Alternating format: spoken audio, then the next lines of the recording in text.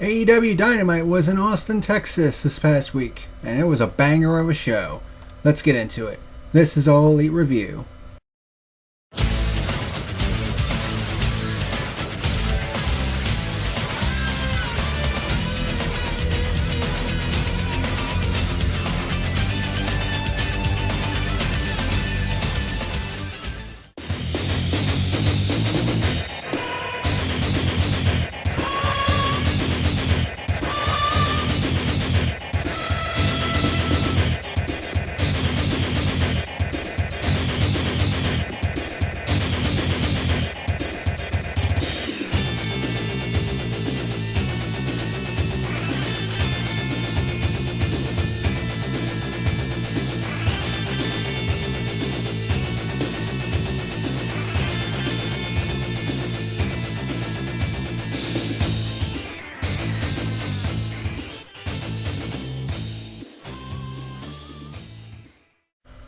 What's happening, ladies and germs? This is the PackerMan, and welcome to today's edition of All Elite Review, where today we're going to be reviewing the show from this past Wednesday night in Austin, Texas. This was one banger of a good show.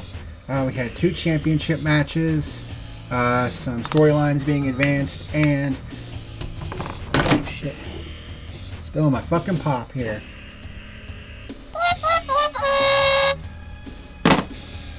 Damn it. Well, anything to clean it up with. Oh well. But in addition to all that, we also had a surprise appearance from a former ROH World Television Champion. This show was absolute fire. And considering, we had two championship matches, this show had a lot to live up to, and it was a damn good show. Which is why when the ratings came out, it was a little bit surprising what the numbers were. So let's go ahead and get that out of the way, the Wednesday Night War thing. So if you're keeping track at home, AEW won this week as well over NXT. However, the numbers were a lot closer than I think a lot of us expected. AEW only did 817,000 viewers this week, which, considering the quality of this show, was really surprising. Because this was a damn good show, and yet, only about a little over 800,000 viewers. Although, that might be gearing up for next week's show in Atlanta, so who knows. NXT continued to keep steady at around 750,000, in this case 755,000 viewers. So AEW does eke out another ratings win, which puts the score up to 14-3-1 in favor of AEW. But it doesn't really feel like a ratings win. If I was AEW, I'd be like, man, good show, and yet the numbers don't reflect that, unfortunately. Which kind of sucks, because this show was damn good at. So let's go ahead and start going through it. As per the usual, there were 5 matches on the show. And we started right away with the AEW World Tag Team Championship match, where SCU got their rematch against the Omega Cowboys of Kenny Omega and Hangman Adam Page, who continues to be super popular with the crowd. A lot of people keep saying, that Adam Page heel turn is coming. I just don't know anymore, man. I mean, about a month, back at All Out, the heel turn would have made sense. Between All Out and Full Gear, and then from Full Gear to Revolution. I mean, the heel turn would have made sense, but now with this drunken cowboy gimmick, I just don't think it's,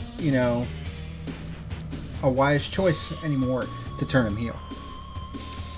But highlights of this match, and there were a lot. Kazarian hit the German suplex on Omega for a 2 count. Scorpio Sky with a flatliner on Omega for a 2 count. The Omega Cowboys do a pop-up German suplex where Omega basically pops Kazarian into Adam Page, who does a German suplex. Looked really nice. Omega hits a Frankensteiner on Sky. Sky with a Tope con Hilo on Hangman, and then Omega does the same thing on SCU.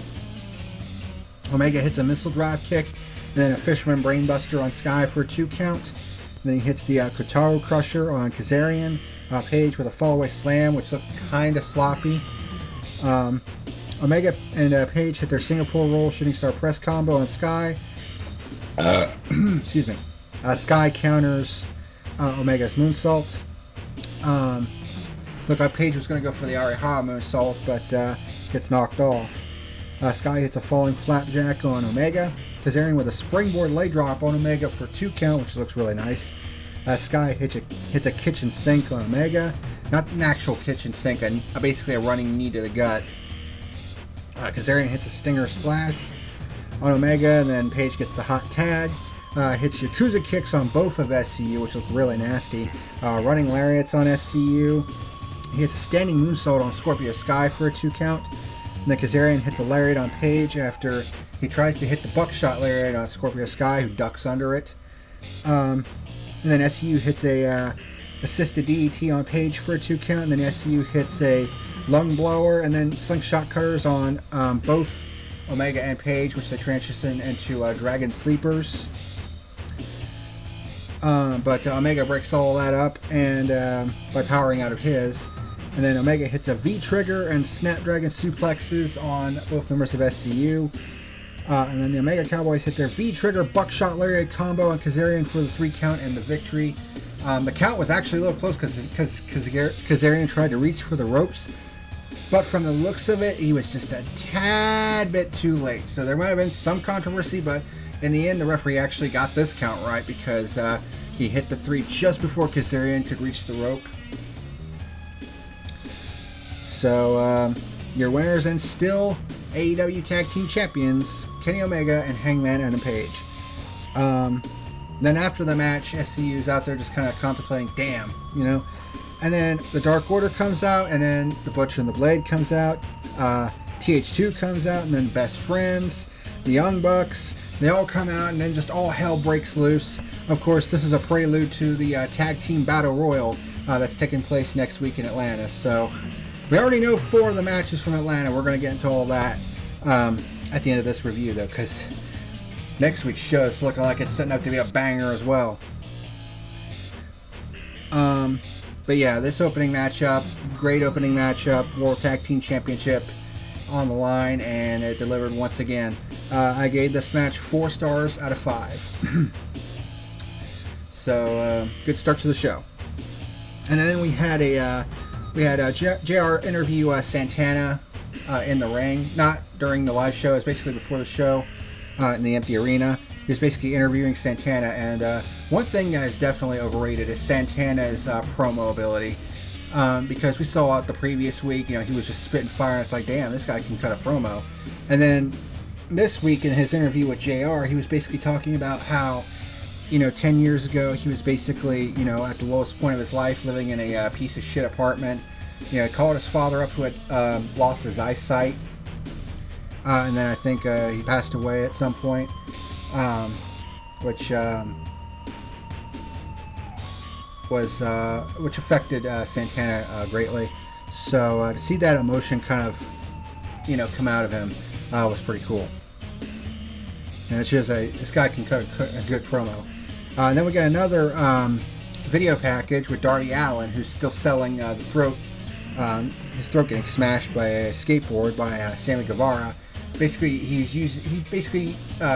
used cardboard, because you know how in the picture-in-picture sometimes Sammy Guevara, when he comes out for a match, he uses like cue cards and shit. Allin was kind of mocking that with cardboard cutouts, and basically he challenged Guevara to a match at Revolution. So, you know, this card at Revolution is starting to come together now. And speaking of Sammy Guevara, he was in the next match on the card, a bit of a rematch of sorts from a couple weeks ago with the Natural Dustin Rhodes. And it should have been obvious that Dustin Rhodes was going to be on the card, because this was his hometown, you know, Austin, Texas. So, and he got a huge ovation from the crowd when Justin Rhodes was like, "From Austin, Texas!" And the crowd just fucking went nuts. You know, hometown boy.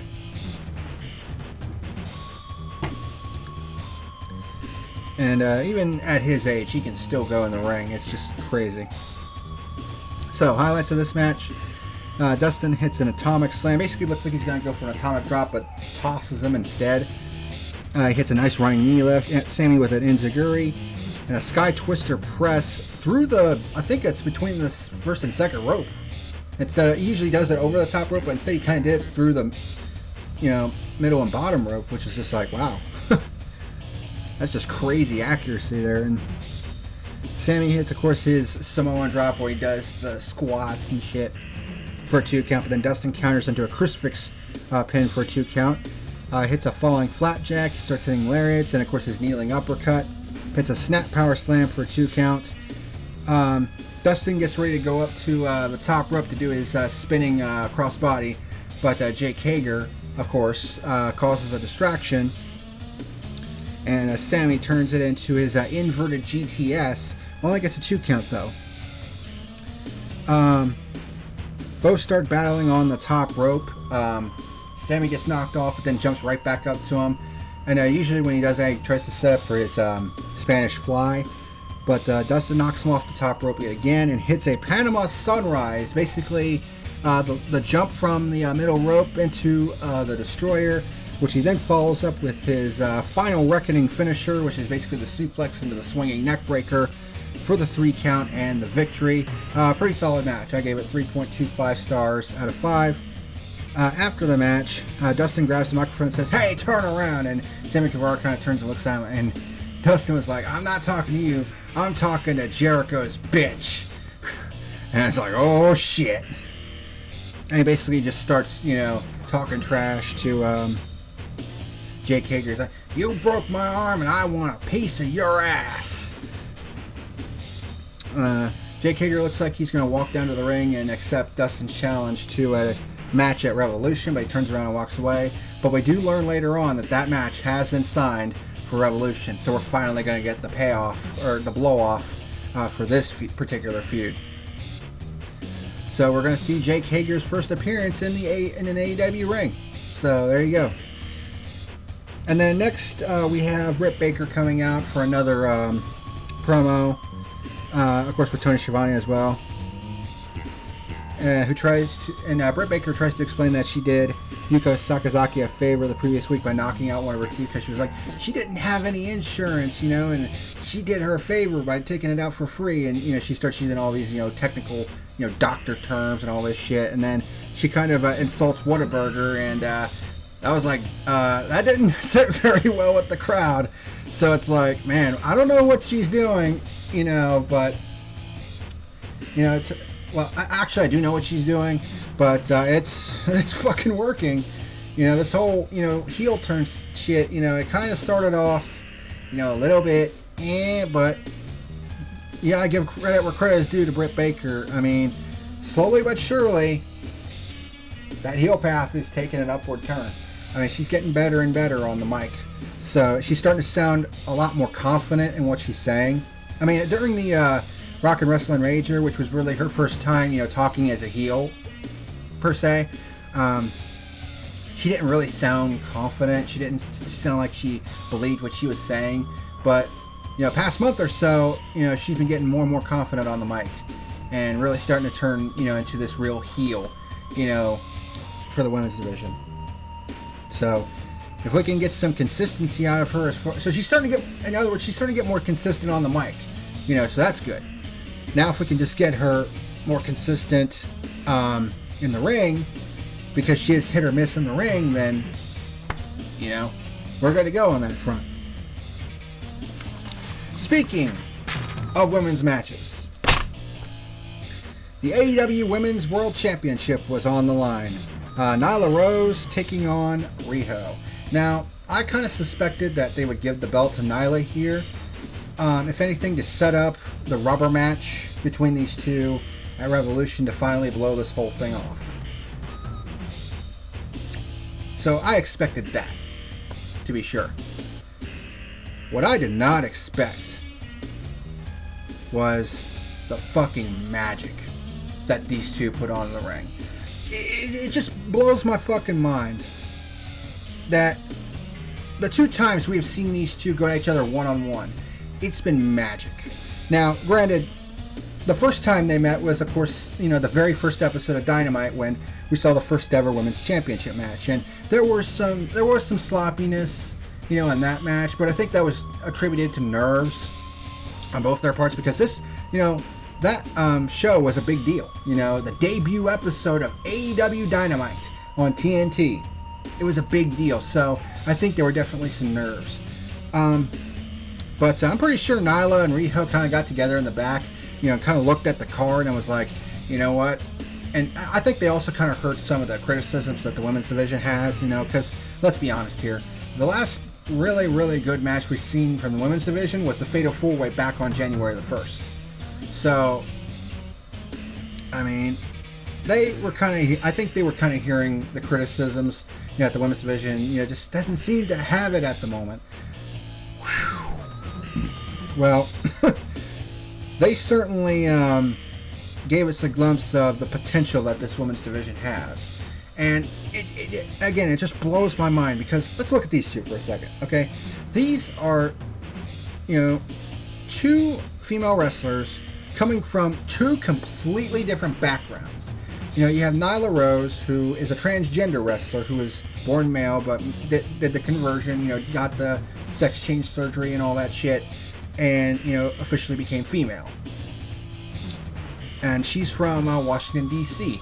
Big, hulking brute, who relies on that power game. And then you look at the opposite side of the ring. And, by the way, Nyla Rose, 7 years in the ring.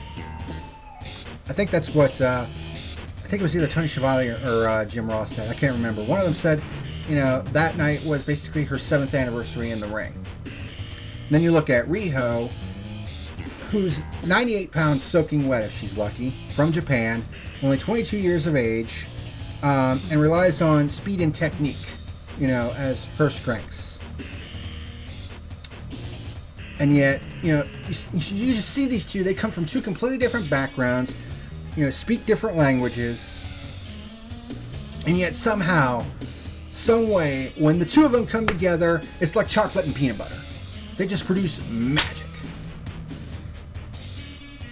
And of course, I think one of the main reasons is because of the David versus Goliath matchup, which has always been an appealing part of professional wrestling. And the thing that also made this match in particular, was the crowd. The crowd was eating the fuck out of this match. They were eating it up. They were hinging on every single move that was going on in that ring.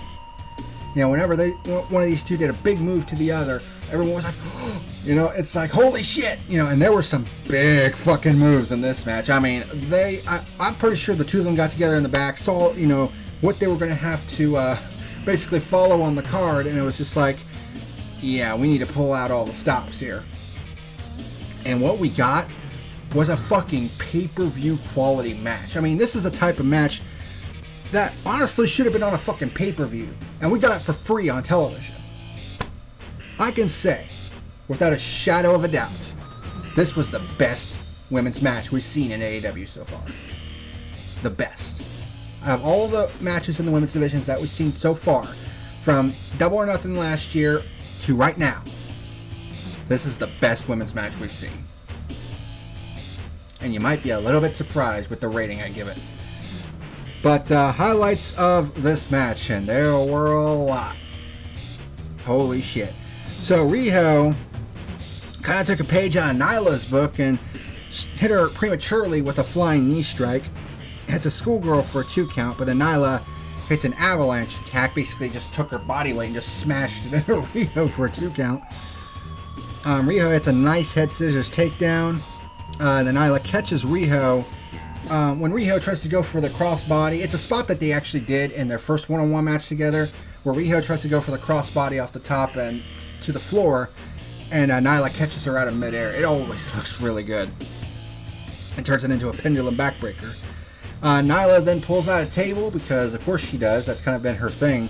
Never actually gets used, though, which is kind of interesting. Well, at least not in the way that it's usually used. But they actually do a really cool spot here where Riho actually jumps from the stairs to the table and runs across the fucking table and drop kicks Nyla into the fucking timekeeper's area. That was... I don't think I've ever seen that before, so that's some fucking points for originality. Like, I've never seen someone run across the fucking table, you know, and drop kick someone from it. That was pretty cool. And then Riho hits a flying crossbody for a 2 count. Nyla hits a leg drop for a 2 count. They go to a commercial break. We still get to see picture-in-picture, though. I think it was picture-in-picture. Yeah, I think it was picture-in-picture for this. Nyla tries to go for a choke slam, but then Riho counters it into a crucifix bomb, which looked really good. That was the first really big move of the match. I was like, damn, that was pretty cool.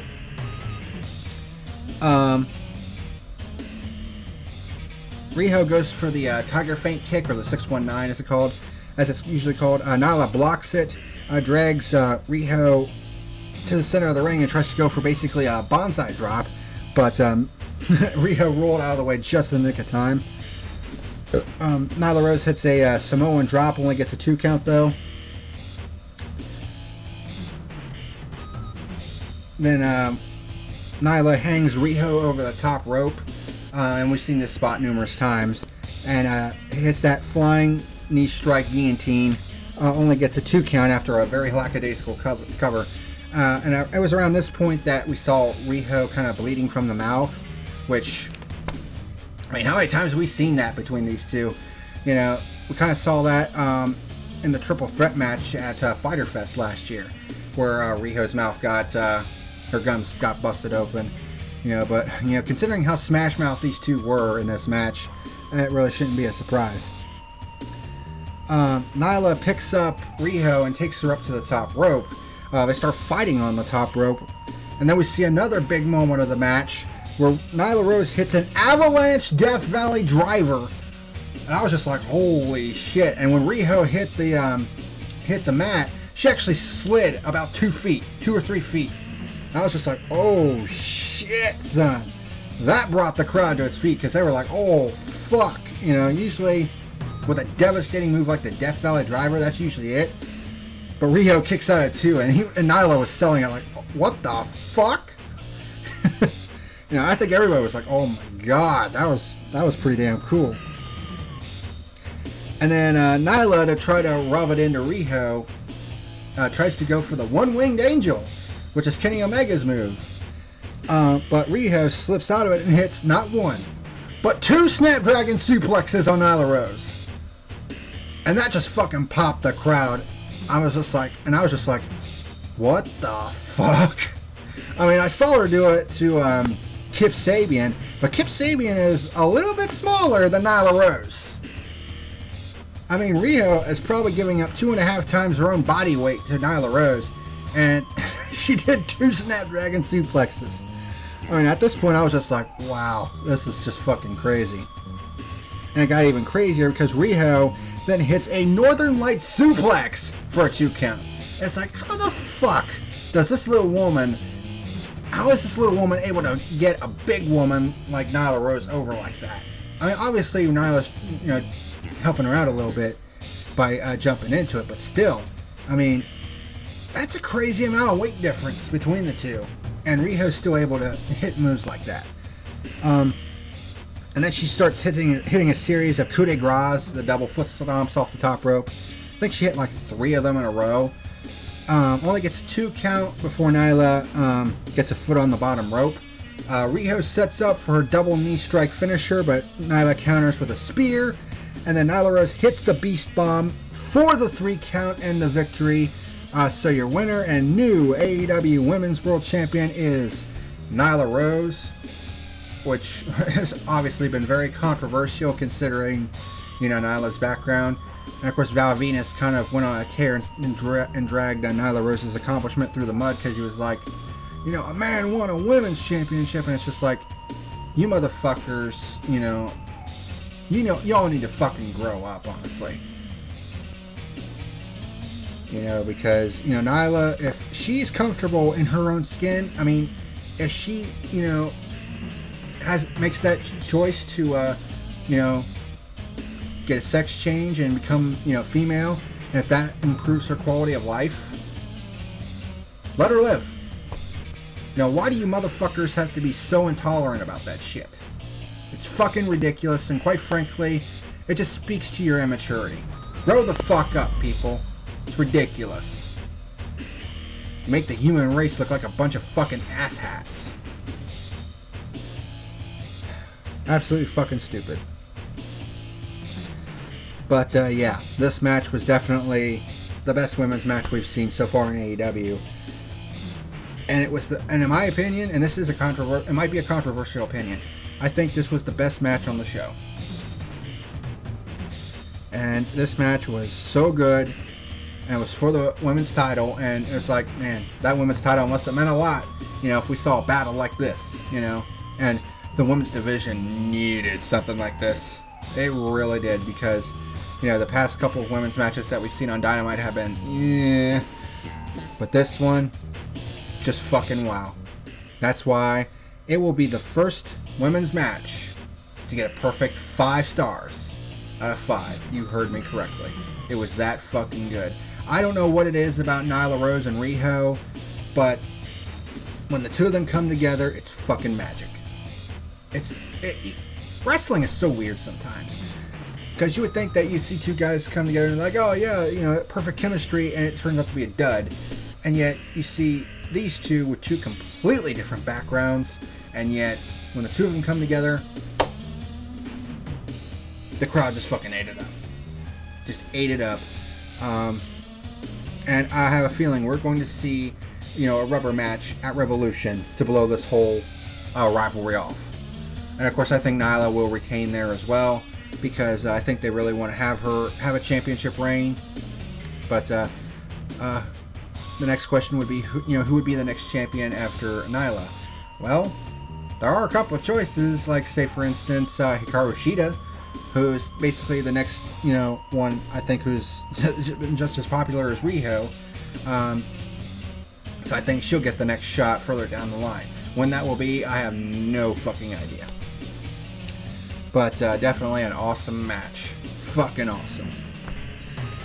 And the awesomeness just kept right on coming, because after this, Lexi Nair was interviewing Chris Jericho and the Inner Circle backstage.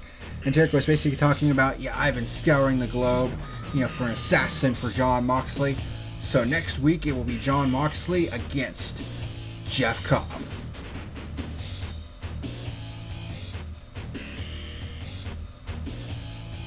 Jeff Cobb. Are you serious? I've seen this guy's work on the indies, basically in PWG, Ring of Honor, and all that. Jeff Cobb. They actually managed to sign Jeff Cobb. Holy fuck. I mean, this guy is built like a fucking tank. I mean, and not only that, his agility for a guy his size is frightening. And he has one of the most simple looking, yet most awesomely effective finishers, in all pro wrestling. He calls it the Tour of the Islands. Basically, it's like a reverse swinging power slam. He basically goes into the power slam motion, but then reverses direction. It's simple, but it looks pretty and it's effective. And now he's a part of AEW. And we're going to see a match between himself and Jon Moxley next week in Atlanta, Georgia. Yeah. Pretty crazy. So I kind of wanted to go to full screen with my camera to kind of get, let you know, hey, this is fucking awesome. So, I mean, this is fucking free-flowing show right now. This is just awesome sauce. Anyway, back to my perch.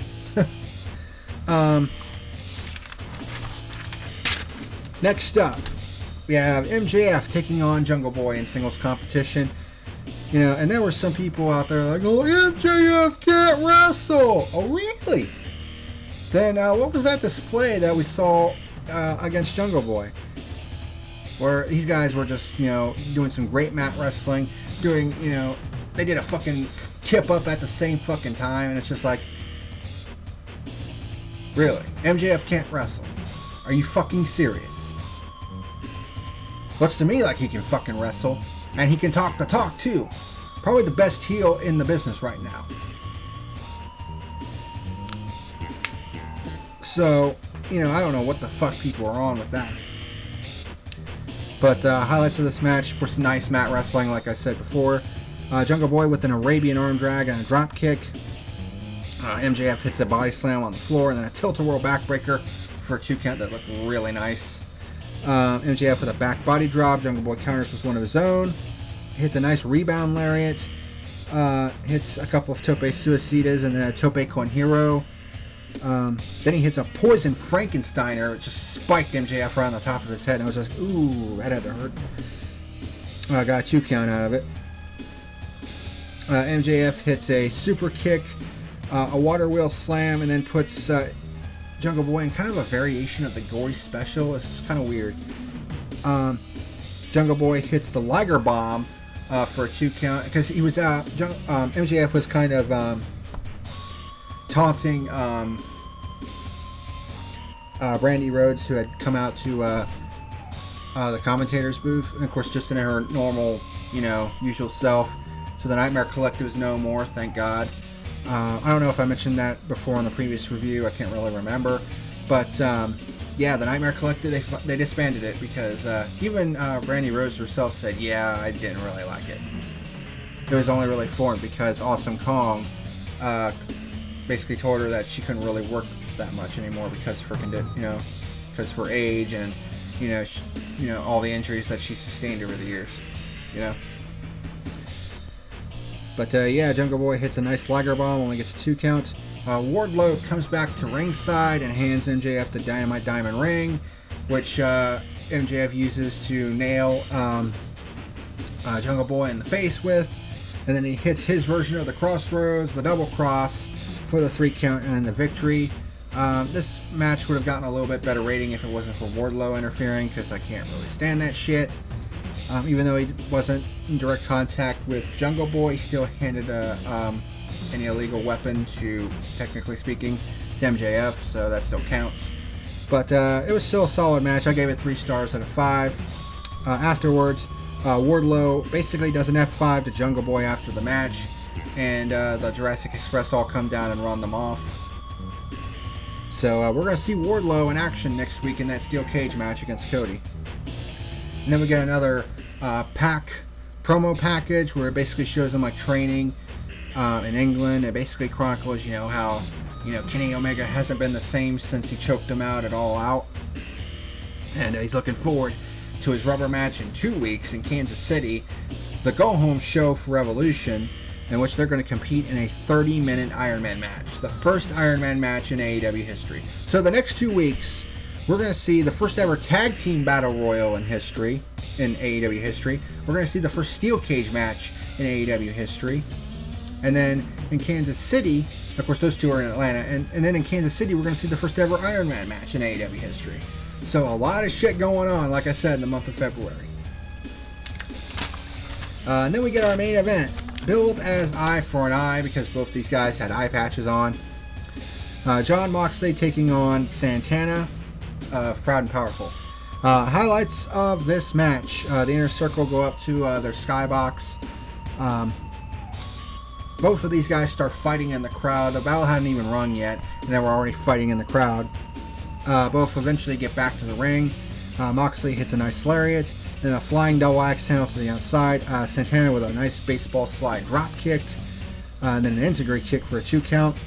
Moxley goes for a backslide and then transitions it into a Fujiwara armbar, which was a nice little transition. Moxley hits a nice German suplex.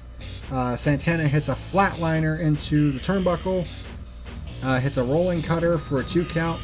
His backward rolling cutter, which always looks really good. And then Santana hits a stalling pile driver for a 2 count. Don't really see a pile driver all that much. Moxley blocks the frog splash. Santana hits a super kick, but then Moxley counters with a lariat. Goes up to the middle rope, but Ortiz spits alcohol into Moxley's good eye.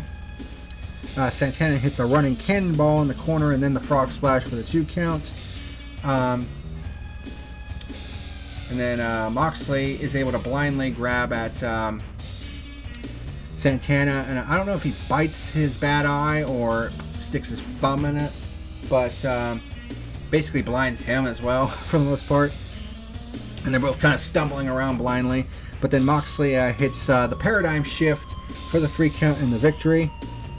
I gave this match 3.5 stars out of 5.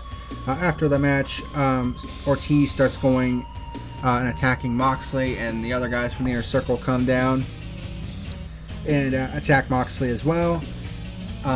Basically hit him with their various finishers. And then after Jericho hits his Judas effect, he motions to the back for someone to come down. We're kind of like, what the hell? And then someone, unfamiliar music hits. There's like a red Titantron. And then Jeff Cobb ends up walking out.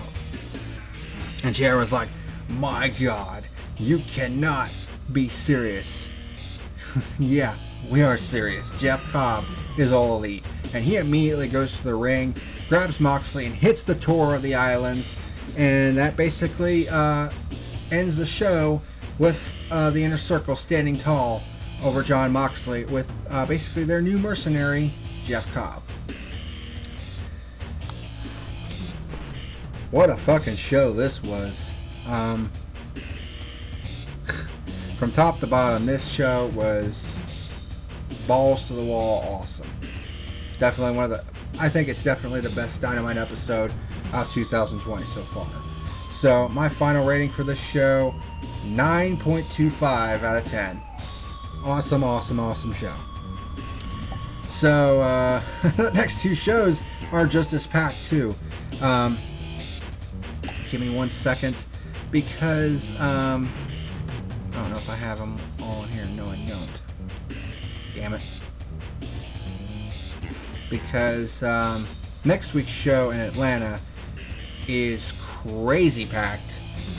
We already know of 4 of the matches that are going to take place. Of course, there's the obligatory 5th match, which is the obligatory women's division match. Give me 1 second here. But we do know the other 4 matches that are going to take place. One is a tag match. One is a tag battle royal. One is a singles match, and the other one is a cage match. So, next week in Atlanta, the Tag Team Championships are going to be on the line yet again. Hangman Page and Kenny Omega will be defending, this time against the Lucha Brothers. Now you might be asking yourself, wait a minute, why the Lucha Brothers? I mean, I thought they weren't number 1 on the rankings, which is true. But there is some logic here. Who has held the measure of Hangman Page and Kenny Omega since the 2 became a team? Better yet, who is the only team to pin Hangman Page and Kenny Omega in a tag match? The Lucha Brothers. And they did it not once, but twice. Once in a regular tag match, and then the second time in an 8-man tag, which was the previous week, I believe. So the Lucha Brothers have basically held the measure of Hangman Page and Kenny Omega. They've basically been 1 step ahead of them each time they faced. So this actually logistically makes a lot of sense. I don't expect the Lucha Brothers to win this though, because I'm going to make a couple predictions here. I don't like making predictions. What do you want, Cat? So what I'm going to predict here is I'm going to predict that Hangman Page and Kenny Omega defend the tag titles against the Lucha Brothers, meaning that they actually win the match and keep the championships. And then in the Tag Team Battle Royal that takes place next week, I think it's going to be the Young Bucks. And that's going to set up that Tag Team Championship match at Revolution, because that's what this Tag Team Battle Royal is about. The winner gets a Tag Team Championship match at Revolution. And here's the other thing. In WWE, when they have Tag Team Battle Royals, if one member gets eliminated, that's it. That team is done. Not the case here, which JD from New York was just begging on his review, like, please, don't be like WWE. Well, guess what, JD? Your wish came true. Because it even says on the graphic, both members of the team must be eliminated. So they can create some crazy scenarios from that. You know, where one guy gets eliminated but the other one's still in, and they have to face, like, you know, the a team at full strength, and they can create some dynamics from that. I mean, looking at this graphic, there's a lot of teams in this Battle Royal. You have the Young Bucks, you have Jurassic Express, which is Luchasaurus and Jungle Boy, it looks like, Butcher and the Blade, Private Party, SCU, Proud and Powerful, TH2, the Beaver Boys, Best Friends, and Strong Hearts are in this. That's a lot of teams. So that's going to be interesting to see. It's going to be crazy to see as well. And then, to add to that, we had the Steel Cage match, which is the next of Cody's stipulations if he wants to have a match against MJF at Revolution. Of course, against Wardlow, who's making his debut. It doesn't say that he has to win the match, he just has to compete in the match against Wardlow. So this one could obviously go either way. And then, of course, it's Jon Moxley against Jeff Cobb.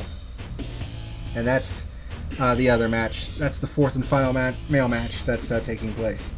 I haven't seen anything about potential match from the women's division yet, because I know they got to add that one in as well. But we know 4 of the 5 matches next week, and my God, next week's show is shaping up to be a baller as well. And of course, 2 weeks from now, we already know what one of the matches is going to be. It's probably going to be the main event, Pac versus Kenny Omega in an Iron Man match. So the next couple weeks, heading into Revolution, is going to kick some major ass. But that is going to do it for this edition of All Elite Review. Thank you very much for watching. Here, of course, are my updated rankings. And until next time, this is the PackerMan signing out. Oh, and by the way, this is not taking place on a Friday once again. I apologize for that. I'm actually thinking about moving this to Saturdays because Fridays right now is already taken up by Fallout Friday, which is 2 uploads already. You know, so I really don't want to have more than 2 uploads a day, to be honest. So I might move this to Saturday because Flea Market Hunter is not going to be as frequent as some of these other shows that I do. So, and that doesn't start until April. So that's probably what I'm going to do from this point forward. But thank you very much for watching this week. And until next time, this is the PackerMan signing out. Bye.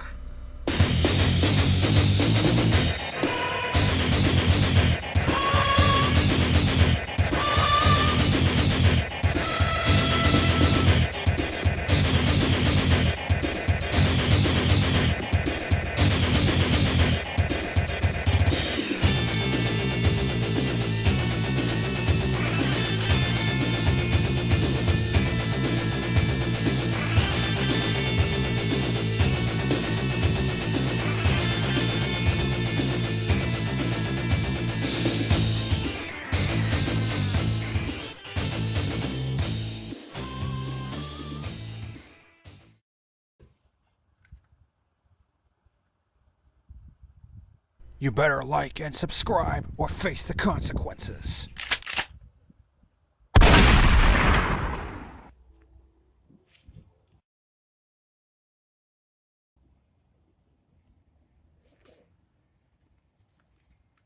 You have been warned.